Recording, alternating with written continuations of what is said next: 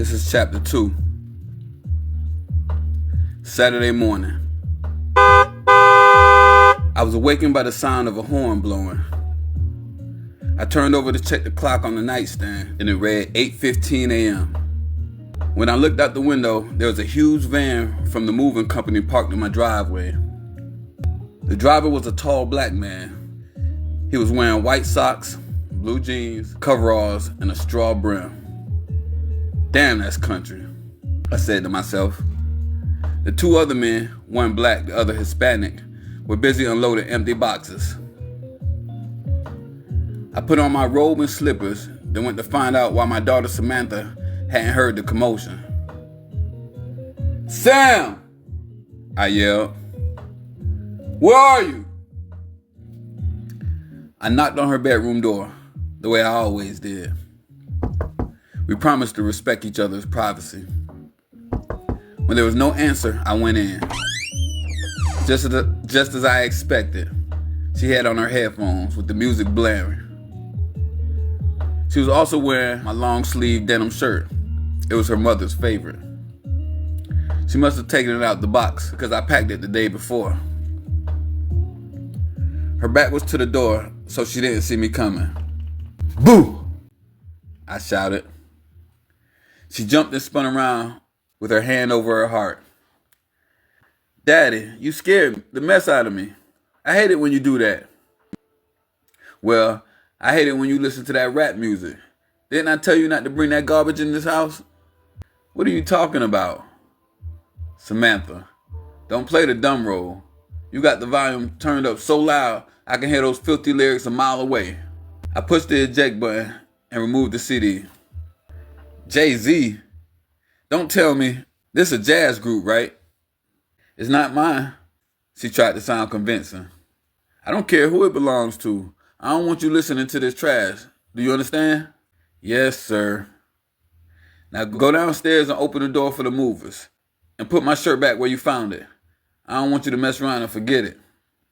As she walked by me, with that pitiful look on her face, I popped her upside the head. "Ouch! What was that for?" "That's for lying to me. Now take your nail behind downstairs."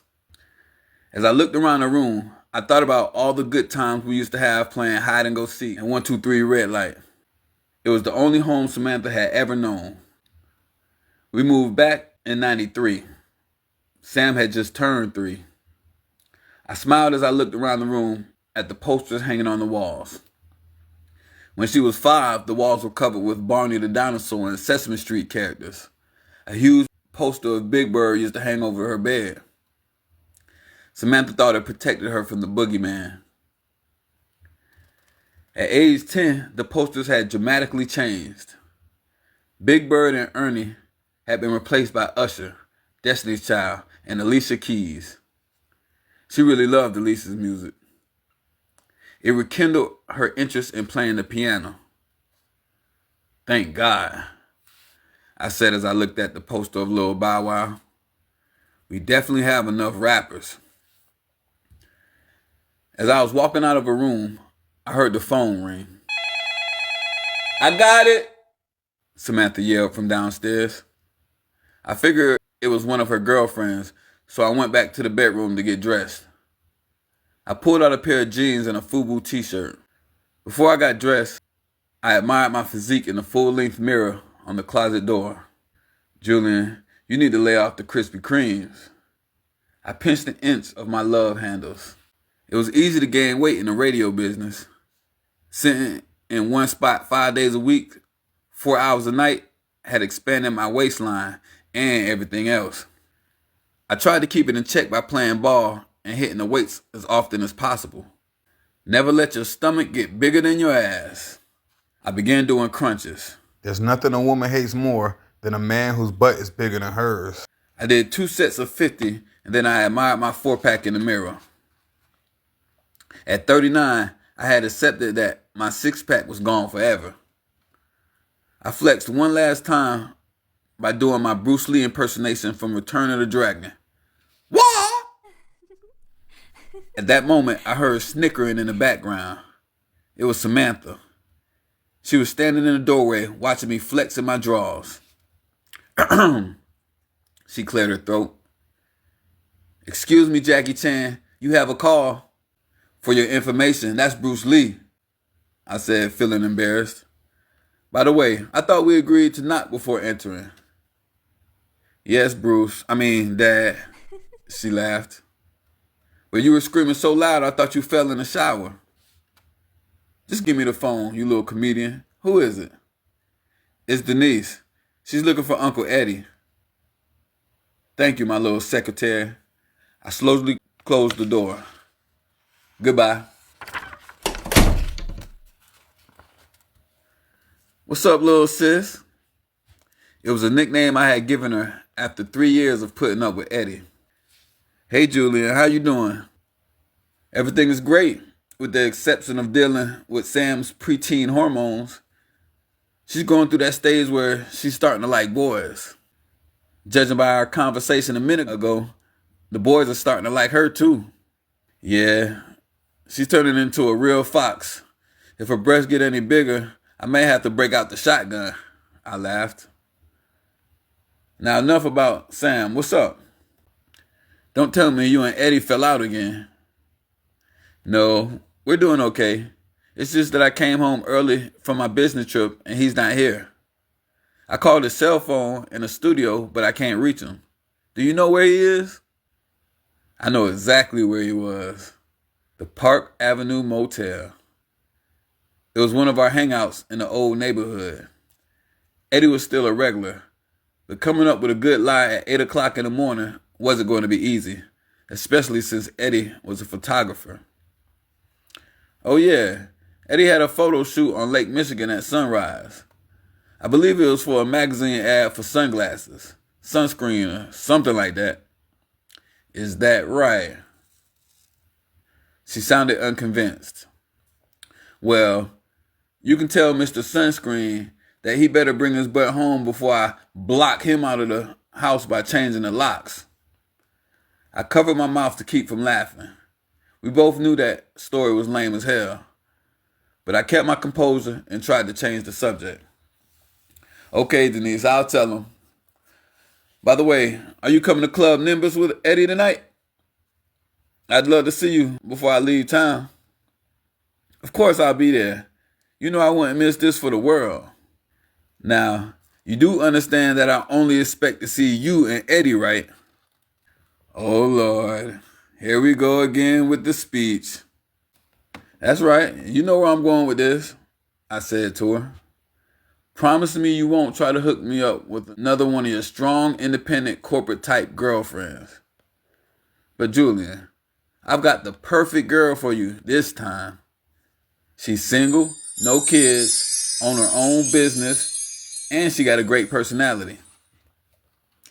Whenever a woman say her friend has a great personality, it usually means she ugly. That's not true. She's very beautiful. Stop right there, Denise.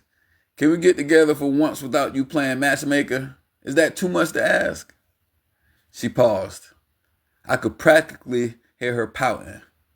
Okay. One of these days I want to hook you up with Miss Wright, she said. Good things happen to good people.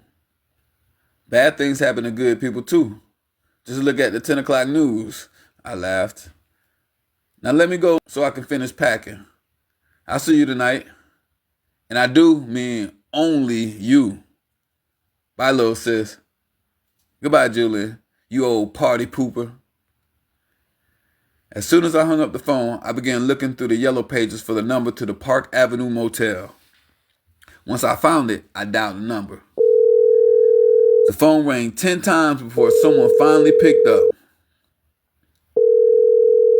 This is the fabulous Park Avenue. What's your pleasure? A man announced in a raspy and familiar voice. Old man Johnson, is that you? Yeah, this is Mr. Johnson. Who the hell is this? This is Firebird, remember me? It was a nickname he had given me back in college days because of the type of car I drove. Firebird, he pondered. The name sounds familiar, but I can't place it. Maybe this will help you remember.